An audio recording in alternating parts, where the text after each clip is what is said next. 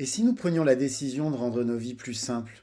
Si nous commencions à prendre du plaisir en faisant beaucoup plus, mais avec moins de ressources? Si retourner à l'essentiel devenait pour chacun d'entre nous un objectif? Je m'appelle Lionel Clément et depuis une dizaine d'années, j'ai décidé de mener une vie plus simple, plus en adéquation avec mes valeurs. Durant ces 10 années, j'ai travaillé à mener une vie plus frugale et j'ai découvert que c'était absolument pas une vie triste, ennuyeuse et pleine de frustration. J'ai découvert dans la frugalité une forme d'abondance qui aujourd'hui me rend pleinement heureux, même si je suis encore loin, très loin d'être arrivé. Et je suis convaincu que cette quête de simplicité est la quête de ma vie. J'ai créé les chemins de la frugalité pour partager mon expérience, mes découvertes, mais aussi pour vous inspirer et vous donner envie, à vous aussi, de faire de l'essentiel le tout de votre quotidien. Je vous souhaite de passer un excellent moment avec moi sur ces chemins qui, au final, ne nous mènent qu'à nous-mêmes.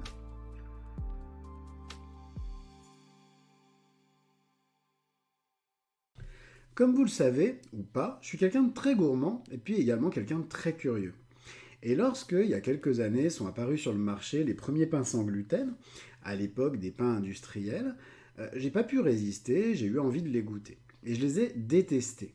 C'était sec, c'était trop élastique, ça avait aucun goût. Bref, c'était pire que le pire des pains industriels.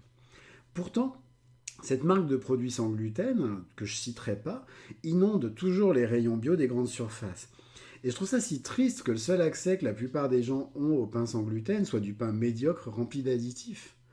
Car quelques années plus tard, bien que j'étais quand même bien échaudé, mais toujours aussi curieux, je suis comme ça, je me laisse jamais abattre, je me laisse tenter dans une boulangerie artisanale et bio par un magnifique pain sans gluten réalisé avec plein d'amour. Et ce pain a été une vraie révélation parce que c'était tout simplement délicieux. C'était goûteux, c'était léger, il était nourrissant, il était croustillant. Bref, il avait absolument rien à envier au pain traditionnel avec gluten. D'ailleurs, je suis convaincu qu'il faudrait inventer un autre nom pour ce type de pain, peut-être un nom moins privatif, parce que ce nom, pain sans gluten, induit une chose très négative chez les consommateurs. Il induit qu'il va leur manquer quelque chose. Alors qu'un pain, par exemple, libre de gluten, comme l'appelle la petite boulangerie qui est à côté de chez moi, et ben moi j'adore cette appellation parce que je la trouve très conforme en fait à la réalité. Un pain sans gluten, et ben c'est un pain qui, malgré en fait ce qu'on pourrait penser, est d'une très grande complexité. Personnellement, je suis pas sensible ni allergique au gluten. Mais je mange tout autant du pain sans gluten qu'avec, pour la seule raison que c'est vraiment bon. Et que cette approche du pain, lorsqu'il est réalisé de manière artisanale, est une approche à la fois originale et pleine d'humilité. Mais tout d'abord, commençons par nous poser une question. Avec quoi est fabriqué un pain sans gluten? En fait, il existe deux types de farines. Il y a des farines qui sont panifiables et d'autres qui sont dites non panifiables. Une farine panifiable, c'est une farine qui, parce qu'elle contient du gluten, justement, va pouvoir être facilement transformée en pain. Ici, on trouve la farine de blé, mais aussi le seigle, l'épeautre, etc. A l'inverse, une farine non panifiable ne contient pas de gluten. Or, le gluten, c'est ça qui va permettre de donner sa texture au pain, et notamment de lui permettre de lever sous l'action du levain ou de la levure de boulanger. C'est pour cette raison qu'on les appelle des farines non panifiables, parce que c'est a priori impossible de fabriquer du pain avec. Sauf qu'il existe plein de moyens naturels d'apporter à ces farines cette capacité à lever et donc à se transformer en pain. Et ce pain, au-delà de la simple absence de gluten, apporte plein de bienfaits. Premièrement, le pain sans gluten est adapté pour toutes les personnes qui sont sensibles ou allergiques au gluten, et notamment toutes les personnes qui souffrent de maladies coéliaques. Et ça, c'est une excellente chose, car ces personnes qui souffrent d'une maladie qui peut être particulièrement difficile et handicapante, surtout dans notre société où le gluten est partout, et bien ça peut leur permettre de se faire à elles aussi plaisir en consommant du pain. Deuxièmement, le pain sans gluten, notamment quand il est fabriqué au levain, parce qu'on peut réaliser des levains sans gluten, il est particulièrement riche en minéraux et en vitamines, notamment des vitamines du groupe B.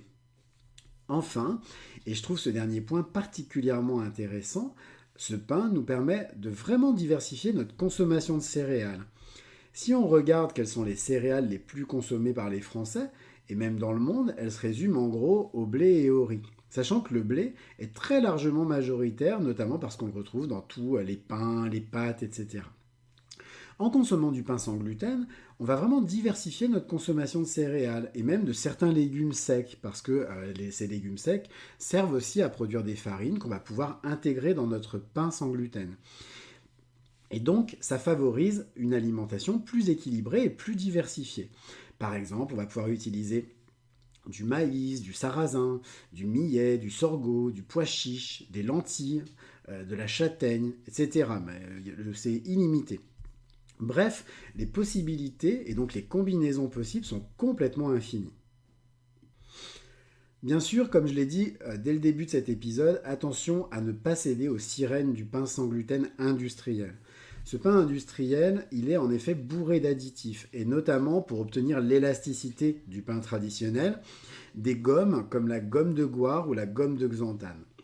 Le problème, c'est que ces gommes, elles apportent nutritionnellement rien du tout au pain, et qu'elles peuvent nuire à sa digestibilité. Par exemple, en ce qui me concerne, à chaque fois que j'ai osé en consommer, j'ai ressenti immédiatement des maux de ventre ou encore de la constipation.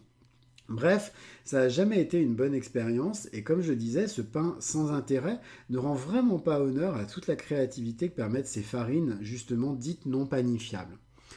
Aujourd'hui, il existe de nombreuses boulangeries, notamment des boulangeries bio et artisanales qui proposent des alternatives sans gluten vraiment super bonnes.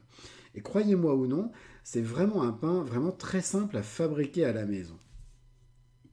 Et d'ailleurs, il est même tout à fait possible de fabriquer des levains, même avec ces farines non panifiables. Et c'est une excellente nouvelle car le levain va venir apporter toutes ses qualités nutritionnelles et son goût caractéristique au pain. Pour le réaliser, je vous invite à écouter mon dernier épisode, dans lequel je vous explique pas à pas comment fabriquer un levain de blé. C'est exactement la même méthode. Personnellement, j'ai testé plusieurs types de levains sans gluten et mes préférés sont le levain de riz et le levain de maïs. Sinon, si vous ne souhaitez pas vous lancer dans la fabrication d'un levain, vous pouvez également utiliser de la levure de boulanger qui est naturellement sans gluten. Comment avoir par contre un pain sans gluten gonflé naturellement? Et ça, c'est la question la plus importante. Comment on va arriver à remplacer le gluten dans notre préparation? Pour ça, il y a plusieurs solutions et donc je vais vous en donner 3. La première, c'est d'utiliser des graines de lin broyées, auxquelles on va ajouter de l'eau, parce que quand on ajoute de l'eau avec des graines de lin broyées, on obtient ce qu'on appelle un mucilage, c'est-à-dire une espèce de gelée qui, une fois ajoutée à notre préparation, va justement l'aider à gonfler. Elle va apporter en fait de l'élasticité à notre pâte. Autre solution, vous allez pouvoir aussi utiliser des graines de chia, qui ont vraiment des caractéristiques similaires à la graine de lin. Là aussi, il faut bien les broyer. Et puis, une fois qu'elles sont broyées, vous ajoutez de l'eau et à partir de là, vous allez avoir là aussi une forme de gelée que vous allez pouvoir facilement intégrer dans votre préparation. Et puis enfin, et moi c'est vraiment l'ingrédient que je préfère parce que ça me permet de le mettre directement dans ma farine, vous pouvez utiliser du psyllium blond. Alors le psyllium blond, c'est une espèce de plantain qui a aussi la capacité à produire un mucilage comme le lin ou le chia. Clairement, c'est vraiment l'ingrédient qui me permet d'obtenir la meilleure texture, vraiment la texture que je préfère. Mais si j'en trouve pas, très clairement, les graines de lin, elles font parfaitement l'affaire. Pour terminer, je voudrais vous donner une petite recette de pain sans gluten qui est également ma recette préférée. Pour la réaliser, vous allez avoir besoin de 400 g de farine de riz, 50 g de farine de sarrasin, 50 g de farine de châtaigne, 4 cuillères à soupe de psyllium blond, 1 cuillère à café de levure déshydratée, 2 cuillères à soupe d'huile d'olive, 1 cuillère à café de sel et 600 g d'eau tiède. Et puis des graines au choix. Comme vous le constaterez, j'ai pris le parti de ne pas utiliser dans cette recette de levain. Là, on est vraiment sur une recette de pain sans gluten qui est très accessible et que vous pouvez démarrer dès aujourd'hui, même si vous n'avez pas des grandes connaissances en fabrication de levain, etc. Fabriquer du levain, ça nécessite une certaine technicité. Donc déjà, c'est intéressant de pouvoir commencer à s'exercer avec une recette simple qui ne va pas nécessiter de très très grosses préparations en amont. Donc dans un saladier, vous allez verser les farines, le psyllium, le sel et vos graines si nécessaire. Les graines, c'est si vous voulez avoir un pain avec, par exemple, des petites graines à l'intérieur, etc. Avec un fouet, vous allez mélanger l'ensemble à sec afin que tout soit bien mêlé en fait, qu'il n'y ait pas de... Vraiment que toutes les farines soient bien mélangées les unes avec les autres. À part, vous allez mélanger l'eau tiède avec la levure. Et vous allez laisser reposer 5 minutes le temps que la levure s'active. Attention, la température de votre eau, elle doit bien être à 40 degrés environ. Plus chaud, vous risqueriez de tuer votre levure, et plus froid, vous allez avoir un pain qui va mettre très très très longtemps à lever. Une fois votre levure activée, vous versez sur les farines votre préparation eau plus levure et vous mélangez au fouet. Vous ajoutez votre huile d'olive et vous mélangez de nouveau. Votre pâte à pain sans gluten, attention, c'est une pâte qui se rapproche plus de la consistance de la pâte à gâteau. Donc ici, il ne va pas être question de faire une boule. Vous allez avoir une pâte semi-liquide.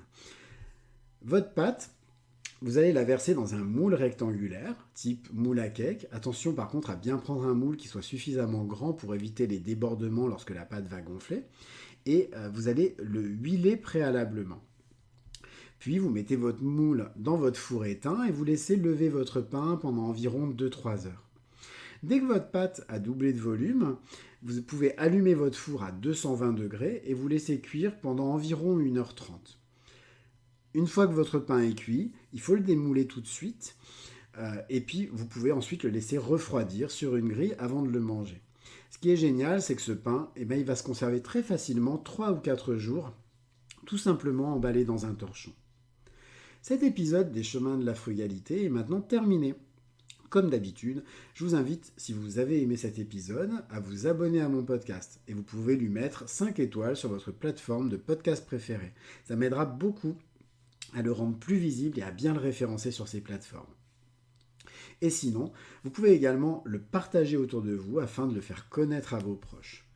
En attendant, je vous souhaite à tous une très très belle journée et puis je vous dis à demain pour un nouvel épisode. Au revoir.